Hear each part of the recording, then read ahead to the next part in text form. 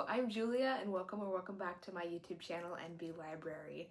This is going to be my November reading wrap-up. I had a decent reading month in November. I ended up reading 15 books and I filmed quite a few videos that I feel pretty proud of.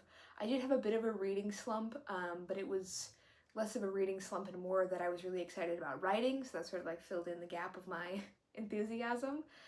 But let's get into the numbers. So like I said, I read 15 books in November, and 40% of the books were purchased, so 60% were from the library. I read 26.67% of the books by listening to them on audio. 40% of the books that I read were by Black authors, 26.67% were by white authors, and 33.33% were written by Indigenous and other peoples of color. And continuing with my Q4 being a really good average rating, my average rating for this month was 3.79. So let's get into those books themselves. The first book that I finished in November was The Boy Bride by A.J. Demas.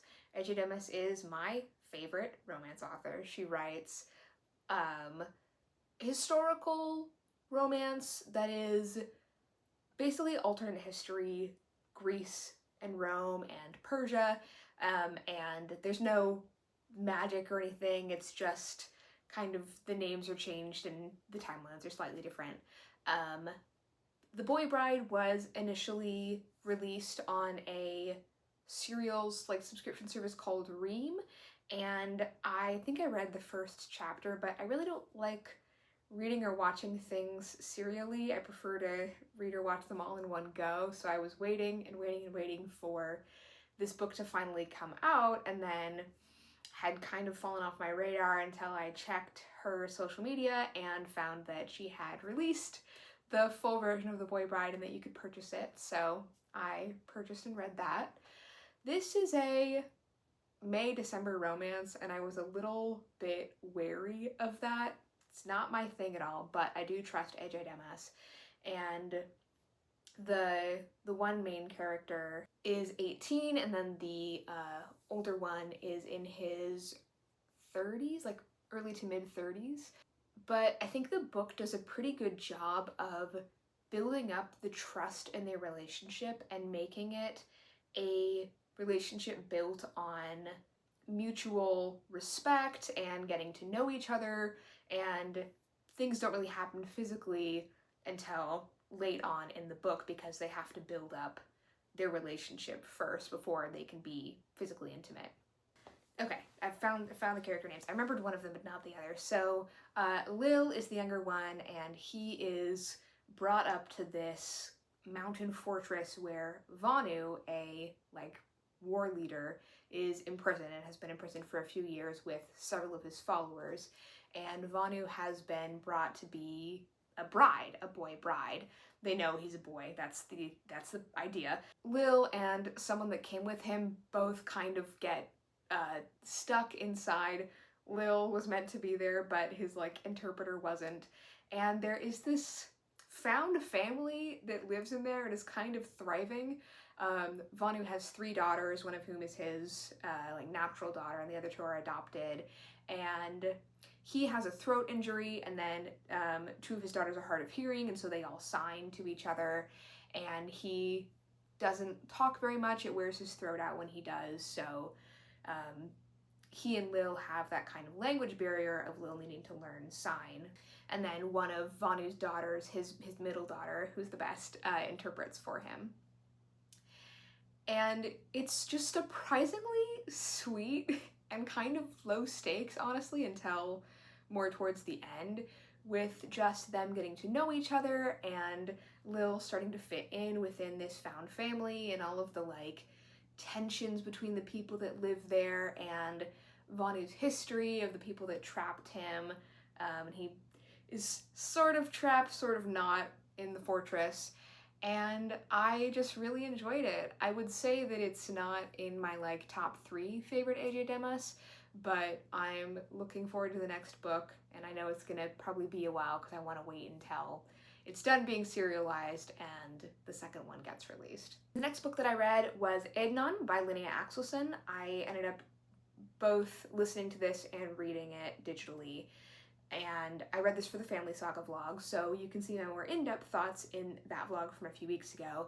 But basically this is a family saga in verse that is told kind of out of chronological order, but is basically following these 3 generations of Sami people who live in Scandinavia and are being affected by politics and dam building that is displacing them from their territory they've been in for generations. And then in the later generations, the activism for Sami rights and the relationships between the families. The poetry was really beautiful. It's very sparse. There's only like 9 lines per page sometimes. And I thought that it was really well done the way that so much is left unsaid. I mean, you can read the whole book in an afternoon, and there's so much implied, and all of these like really beautiful, sparse descriptions of the landscape and of the cramped little apartments that they move to, that I think can really only happen in poetry or in very, very good prose writing, where you can say so much in such a small amount. But because it was so short and so sparse, I didn't get super connected to the characters. There are also several of them over the course of the book that you're following, so that wasn't really the point. But I thought that the beginning was also stronger than the end. I think the ending gets kind of muddled, and it's like moving backwards in time, where I really liked the beginning sections where they are still herding reindeer. So I rated that 3.75 stars. The next book that I finished was The Fated Sky by Mary Robinette Kowal. This is the next book in the Lady Astronaut series. I had the next 2 books checked out, and then I was like, okay, whoa, slow down. Let's give it a break and read other things. But I'm excited to continue with the series. In this book, our main character, Elma, who is a female astronaut in this alternate history where a meteor struck the US East Coast in 1952, heating up the Earth rapidly, vastly expanding the space program and sending them to try and colonize Mars. So in this book, Elma has been kind of unexpectedly put on the team going to Mars, and she's replaced her friend, who is Taiwanese, and her friend had been like training with this group of people, and then for kind of publicity, they replace her with Elma. Elma's not happy about it. None of the team are happy about it. But she leaves her husband and goes on this years-long journey to Mars.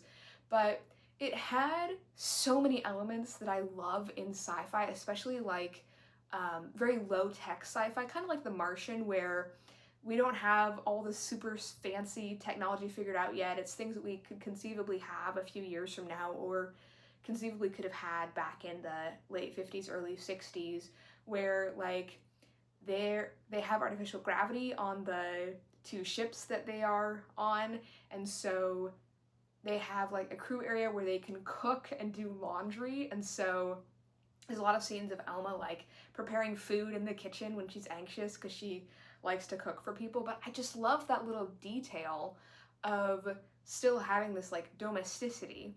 But there are also all these tensions, not only with Elma not really being a friend to anyone because they're all resentful she got added, but also it's a international crew. There are multiple Black crew members, but then there's also a very, very racist South African crew member who definitely causes problems. But yeah, there are kind of the like typical things that go awry on their journey, and they have to improvise all kinds of things and work together, and I really enjoyed it. I read it in almost one sitting, and it really scratched the like sci-fi survival story for me. So definitely going to be continuing the series at some point, and I rated this 4.25 stars. The next book that I read was a graphic novel called Queenie, which is written by Aurélie Levy and illustrated by Elizabeth Colomba. This is about a historical figure, Queenie, who was a black female mob boss in Chicago in the 30s. I liked it. I gave it 3 stars, but sometimes the art style made it a little bit difficult to tell what was going on. I think that an issue that at least I notice in comics is that artists can have the most beautiful drawings, but if the blocking doesn't make sense, then it really brings down my enjoyment of a book, where I'm like, wait, I feel like it's weird how that character got from one place to another in one panel. I think I needed a few panels in between. And then also with the art style, it was sometimes hard to tell characters apart, and there's lots of like political machinations and alliances and backstabbings going on with the mob and the corrupt government officials. So I enjoyed learning from this, but I think that it could have been stronger, but I'm glad that it got written. I think it's this character or historical figure was really cool to read about. I then read Mem by Bethany C. Morrow. This is a novella about a sort of art deco, like deco punk, alternate history, reading a lot of alternate history books, in Montreal in the 20s, and the main character is a sort of a personification of a memory that got extracted from a young black woman, and so she has not aged in 18 years, and she's in this society where these extractions are possible. They're very expensive, but rich people can go and have like painful memories or memories that they want preserved somehow, extracted from them, and then they live on as people, but they're sort of like mindless copies that will repeat an action or a phrase and eventually kind of like wither away, except for the main character, who has her own personality and has formed her own memories. And it's a cool concept, but I just ended up being exasperated by this book. So the main character is called back to the vault where all of the other mems live, and she's like, okay, better go. And at no point, like, it's just a letter of them asking her to come back. And at no point does she have the thought of like, well, I could leave the country, they'd probably find me, or I could go by another name and disappear into the city, and maybe they'd find me, but I've made these connections. Not once does that ever occur to her, and it's never even like a consideration, because I understand if she went through the thought process of, well, I could do this, they'd probably find me, I'm just gonna save myself the trouble and go there anyway. But that is not even a part of it. She just willingly goes and doesn't know what they're gonna do to her, thinks they might try and kill her or overwrite her, and she's like, oh, that's sad. And it's like, girl, have a backbone. And then there's a like relationship that she forms while in there that just I felt nothing for. And some interesting things going on with like which memories and what trauma makes us people and helps us to grow, and what things could we leave behind. But the character choices were just so baffling to me. I ended up rating this one 2 stars. Next was unfortunately another disappointing one. This was the long-form adult debut of Eden Royce, one of my favorite middle grade authors. And did I say what the title was? It's Psychopomp and Circumstance. I talked about it in my r/female gaze SFF challenge. So I read this for the death prompt for that challenge, so you can go watch that video. And there was some really, really cool like world building and details in this book. It's this like magical Reconstruction era South where like the streets are flooded of New Charleston, and so like hippocampi, like swimming horses, will like pull carriages until you get out into the countryside where it's drier, and then you switch out to horses. And the whole impetus of the book is that the main character's aunt has passed away, and someone is legally required to be the pomp and run their funeral, and if you do a bad job, you get put in jail. So they take it very seriously, and the main character, both to honor her aunt and get out from under her mom's thumb and avoid this marriage that she doesn't want, agrees to pomp for her aunt and goes to this town that her aunt set up that is like an all-black town. It's a refuge for people escaping slavery and the Jim Crow laws and black codes of the Reconstruction era South. And then she gets there and her aunt's house is super mysterious and there's all kinds of magical things going on, and she meets this doctor that's very sweet. But the pacing was just strange in that what I thought was going to be the beginning of the story took like 80% of the book, and then the ending felt super rushed. And I really wanted us to dwell on the events that happened in that last 20-15%, but we don't. And I also felt like, and I don't think this is a problem in Eden Royce's middle grade, where the sentence structure was just kind of weird and the word choice was kind of weird. I thought that like words were chosen not because they made sense, but because they like sounded good, like, you know, the old pull out of thesaurus issue.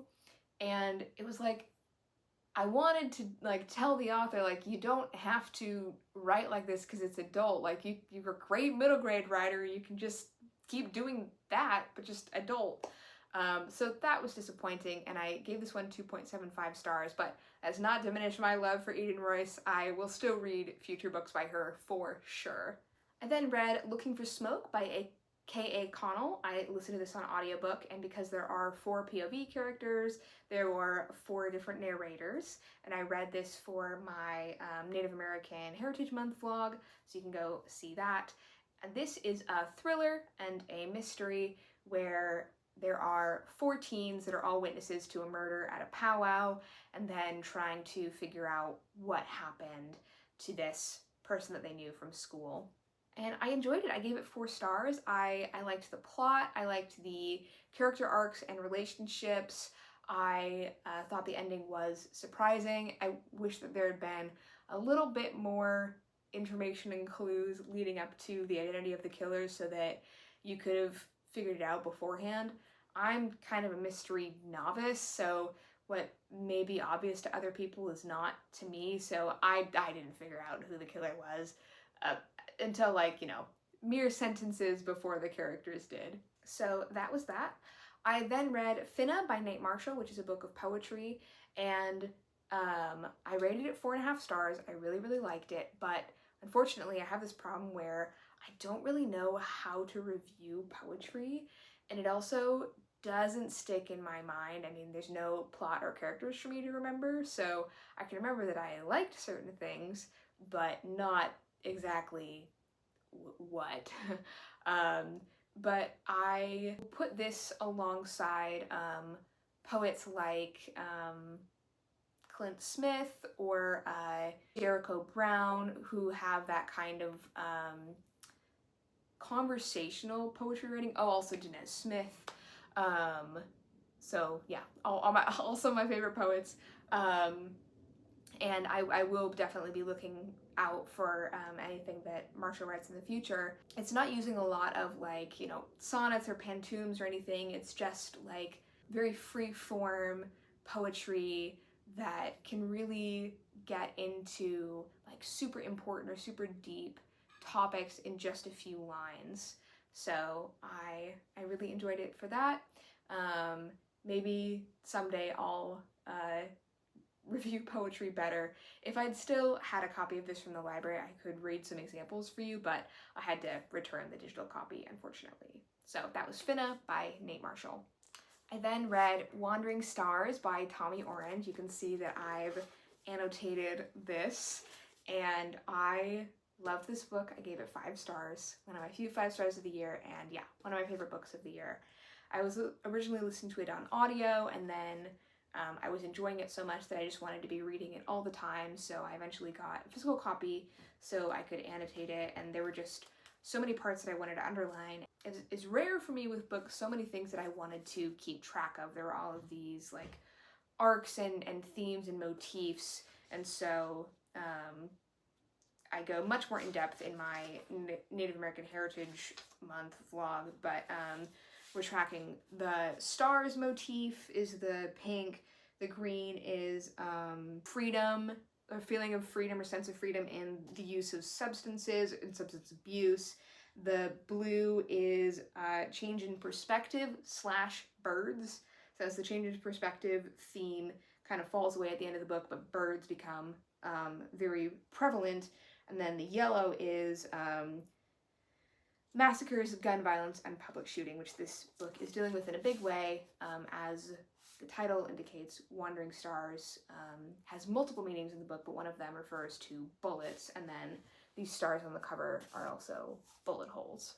This is sort of a generational novel, at least for the first half, where we're following a family from this man who eventually goes by the name Jude Starr. We meet him during the Sand Creek Massacre in the late 1800s, all the way up to his modern day descendants who we met in They're There, which comes before this book. And I think that you can read Wandering Stars without reading They're There, but you're going to get more out of part 2 if you've read They're There, which I have. And so we're then following a woman and her sister, and the woman has raised her sister's grandkids as kind of her sons. And so the actual biological grandmother has come back into their lives and is living with them, trying to stay sober, while at the same time one brother got shot at a public shooting at a powwow and gets addicted to opiates after that, and his struggle with that addiction and this friend that he makes that keeps like kind of pulling him into that life, and then his older brother and a relationship with a new girlfriend, and the younger brother and his like mental health issues. And so it could be very heavy, but I don't know if like I'm able to handle heavy books better as I get older, or if it was just so beautiful and well written that it offset that heaviness. Like, it's dealing with really heartbreaking topics, but I feel like it's not like wallowing in them. Like, it is also talking about like the beauty of life and the resilience of family, and the like beautiful moments that we can find when we grow and let our families support us. So I really loved it. Another book that I read for Native American Heritage Month that is also a family saga, or a family saga, generational novel, is A Council of Dolls by, I'm gonna confirm, Mona Susan Power. I'm gonna remember that someday. See, I originally read Brass Dancer was published as Susan Power, and so it throws me off now that she's writing under Mona Susan Power. But anyway, this was a great book. I gave it 4.5 stars. I listened to it on audio, and it's following in kind of reverse chronological order the lives of 3 women in this one Dakota family.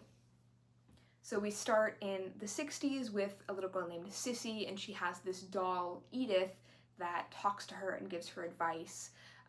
We see her really difficult relationship with her mother, and then kind of like as this tragedy occurs, we then go back in time to her mother, Lillian, who also has this important doll that helps her get through her time in a residential school. She's witnessing this abusive relationship between her parents and her father's substance abuse and struggles with alcohol addiction. And then we go back to her mother, Cora, where she's meeting this boy, Jack, who's eventually going to become her husband, and they're both trying to survive their own residential school. And this is another book that could have been really heavy, and like just some absolutely horrifying things happen. I mean, residential schools were so horrifying and so damaging to so many generations of Native people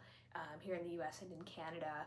And I think if you want to know more about that in a fictionalized setting, then definitely read A Council of Dolls. But we then in kind of like a part 4, return to one of the characters and return to some of the dolls and hear more from them, and things get wrapped up in I think a really like emotionally satisfying and healing way. Then for the Family Saga vlog, I read Zeal by Morgan Jerkins. This is another book that is kind of going back and forth chronologically, but we are following these fiancés in late 2019, early 2020. Yes, it does get into COVID in a big way. One of them is a doctor. And then go back in time to this family, or these two people right after the end of the Civil War and the beginning of Reconstruction. This is a book where I think that a lot of bad things happen, and I feel like the prose and kind of the present day, the 2019-2020 storyline, don't do enough to offset that, where it feels just like, geez, can these people catch a break? Oh my god. And I think that also the COVID storyline just goes on for a bit too long, where I would have preferred more follow-up with characters in the like kind of end of the generation in the like 20s and 30s, because that storyline ends up being super relevant, and I wish that we'd spent more time there. I also just love like the 20s and 30s era, and so that's a personal preference. But part of this is set in the all-black town of Nicodemus, Kansas, which actually is a real historical town. And you know, this is making me want to pick up Happy Land by Doreen Perkins, I think it's called, which is also a like multiple timeline book about an all-black town, which I think are super interesting. Also, Vanishing Half by Britt Bennett talks about an all-black town, another highly rated and highly recommended book. But yeah, I gave this 3.75 stars. I had to kind of rush through it because I was trying to get the video finished. So I wish that it had done things a little bit differently, but I think that it was still pretty strong, especially with the historical timeline. I then read Blonde Indian by Ernestine Hayes, which I'm not rating, but this is a memoir by Native Alaskan Ernestine Hayes, and goes from when she's very young, living with her grandmother, all the way through to her becoming a grandmother herself, and deals with homelessness and abusive partners and all kinds of really hard things, but how she eventually does make it back to kind of her hometown in Southwest Alaska, and rejoining her Tlingit community after a long time away. And then also a ambiguously fiction or nonfiction story about this other Tlingit family to kind of like accompany or offset Hayes' story. So yeah, if you're interested in Tlingit people, Tlingit history, give this one a read. I then listened to the audiobook of Heist Royale by Kavion Lewis. This is the second book in the duology that started with Thieves' Gambit. And I think this one kind of falls into the pitfall of like in Catching Fire, it's like, and we're doing Hunger Games again. Where like there's another gambit that happens that is like the same but different, and I wish that Lewis had felt like she could have kind of broken out of that trial games structure, but we get to know some characters better, and we follow up on a big explosive betrayal that happened at the end of the first book, and kind of this history that the main character's mom has and her relationship with her mom. And her mom sucks. I hate her mom. But you kind of learn more about her mom as you spend more time with her. But I think that the main character is right to not have much of a relationship with her. But yeah, this is a heist story. The main character is this member of a very famous Caribbean crime family, and is wrapped up in this shadowy organization that has all these rich members all across the world, and there's just more heist hijinks, and you know, you gotta lay out the plan and then try to execute the plan, and then something changes and you have to improvise and all that good stuff. It was about like 60, 80 pages shorter than the first book, and it shows. I think it was a little bit rushed. I am satisfied with the ending, but I think that there are some character arcs and relationship arcs that needed more time to get fleshed out. And I just don't think it was as strong as the first book, unfortunately, but I gave it 3.75 stars. Second to last book that I read in November was How We Go Home, edited by Sarah Sinclair. This is a voice of witness book, so it's a collection of 9 interviews with Indigenous people from across Turtle Island, US and Canada, and what they're doing in their communities and how they're being leaders and activists. And then there's an appendices of essays that have a little bit more context about the history of like Indigenous and colonizer relations in on Turtle Island. Like with Blonde Indian, I'm not going to rate this because it feels weird to rate interviews, but I think that the editor did a good job of bringing people's interviews together. Like, these must have happened over hours to days of talking with these people, but you really get a good sense of their voice and their personalities and stories.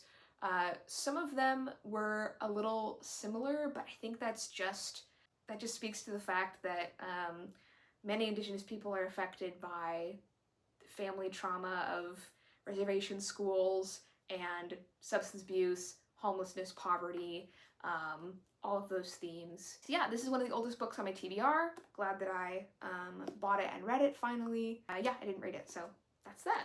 The last book that I read was sort of a like, I need to relax after a big holiday weekend, and so it's actually a book that I like DNF'd in 2019 and then came back to it and wondered why I DNF'd it. It just wasn't the right time, I think. But this was Salt Magic, Skin Magic by Lee Welch. Oh, I came back to it because I read Mr. Collins in Love earlier this year, which is also by Lee Welch, and I was like, this is great. Why did I stop reading their other book? So this is it's a very KJ Charles premise. It's like there's this noble, he's the son of a Marquess, we're in 1850s England, and his father's brought him back to his estate, and he can't leave. Like, physically, he tries to leave his father's property, and then something distracts him, or he's like, I need to go back and turn the oven off, you know, like that kind of thing. And he just like mentally, physically cannot leave. And this man comes who is a magic practitioner. There are these like schools of magic and magical practitioners in England, but it's just not widely known by the public. And he comes for a different reason, but then ends up helping out the noble and kind of gets him unstuck. And there's a little bit of like fae influence going on, and this magic system. This was fun. It was nothing revolutionary. I gave it 3.75 stars. Does not reach the heights of Mr. Collins in Love. Oh, I love that book. I don't know if this was the debut, but I think it leans a little bit too much on the KJ Charles formula, which, look, I love, but I haven't read her last few books because it's just, you got the one white gay who's like a veteran or can fight, and then the other white gay that's a little bit softer, and then they fall in love, and that's KJ Charles, and sometimes there's magic. And I love historical gay romance, but I need them to be a little bit different sometimes. So yeah, this one was just fun. Glad that I came back to it, and I think that the world building, as much as it is interesting, and the magic system was interesting, but the characters, I think, were no standout in romance for me. Like, you could kind of put any two guys from a KJ Charles or like Cat Sebastian book in there, and you wouldn't really be able to tell the difference. That is all of the books that I read in November. I ended up talking for a lot longer than I expected. I'll be back next week with another video. It's already scheduled, actually, so that one should be fun. Thank you very much for watching. Please remember to like and subscribe if you haven't already, and I will see you next time.